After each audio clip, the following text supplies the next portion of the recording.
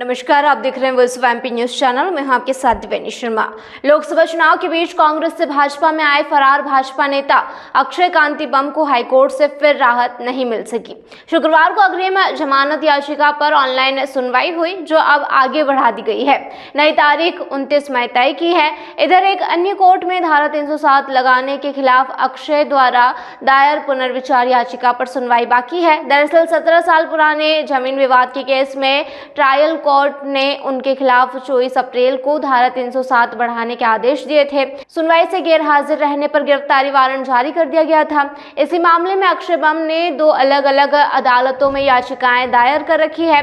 High court से इस case में अग्रिम जमानत मांगी थी, जबकि ट्रायल कोर्ट से धारा 307 लगाने पर पुनर्विचार याचिका दायर की गई है। दोनों में सुनवाई के लिए 24 मई तय हुई थी। अग्रिम जमानत याचिका पर तारीख बढ़ गई है, जबकि पुनर्विचार याचिका पर सुनवाई बाकी है। बता दें कि धारा 307 लगाए जाने के बाद अक्षय ने इंदौर सेशन कोर्ट में भी अग्रिम जमानत आवेदन लगाया था, जो खारिज हो चुका है। उसके बाद हाई कोर्ट का रुख किया था, वहां दूसरी बार सुनवाई आगे बढ़ गई है। अब हाई कोर्ट में अगली सुनवाई 29 मई को होगी।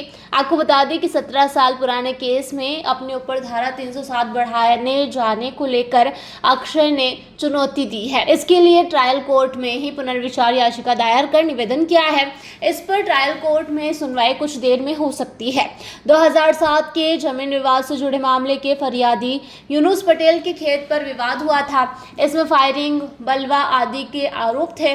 पुलिस ने सिर्फ हमला, मारपीट और धमकाने की रिपोर्ट दर्ज की थी। आरोप है कि यूनुस पर गोली भी चलाई गई थी, लेकिन खजाना पुलिस ने एफआईआर में हत्या के प्रयास की धारा नहीं जोड़ी थी। इसी के खिलाफ यूनुस ने ट्रायल कोर्ट में भी आवेदन दिया था। पिछले महीने 24 अप्रैल को फरियादी की गुहार पर आरोपी अक्षय बम, उनके पिता कांति व अन्य आरोपियों के खिलाफ धारा 307 यानी प्राणघातक हमले की धारा बढ़ा दी गई और 10 मई को पेश होने के आदेश दिए थे। बताते चले कि अक्षय और उनके पिता ट्रायल कोर्ट में 10 मई को गैर हाजिर रहे।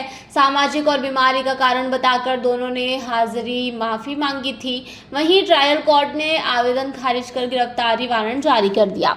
पुलिस को उसे गिरफ्तार करने के आदेश हैं, लेकिन 14 दिन बाद भी पुलिस उसे पकड़ नहीं पाई। इसके उलट पुलिस ने थाने के बजाय लाइन से अलग बल भेजकर अक्षय बम को सुरक्षित मुहैया करा रखी है।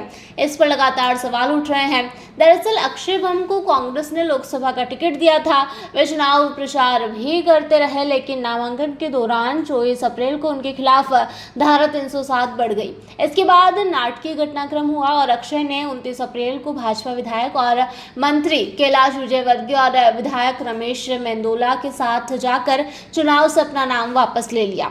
एन मौके पर नाम वापसी हो जाने के कारण कांग्रेस इंदौर के चुनाव से पूरी तरह बाहर हो गई। इंदौर जैसी मजबूत लोकसभा सीट पर कांग्रेस प्रत्याशी को भाजपा में मिलाने के आरोप मंत्री कैलाश विजयवर्गीय पर लगे थे। इस पर उन्होंने कहा था, कुछ भी प्लान नहीं था, अचानक सब कुछ हुआ। मैं फॉर्म वापस करवाने गया भी नहीं था, मैं तो रास्ते में मिल गया था, क्योंकि कांग्रेस के कुछ कार्यकर्ताओं ने उन्हें घेर लिया था, इसलिए मैं पहुंचा और हम लोगों ने बात की। बता दें कि नाम वापसी के बाद अक्षय मंत्री की ही कार में घूमे थे।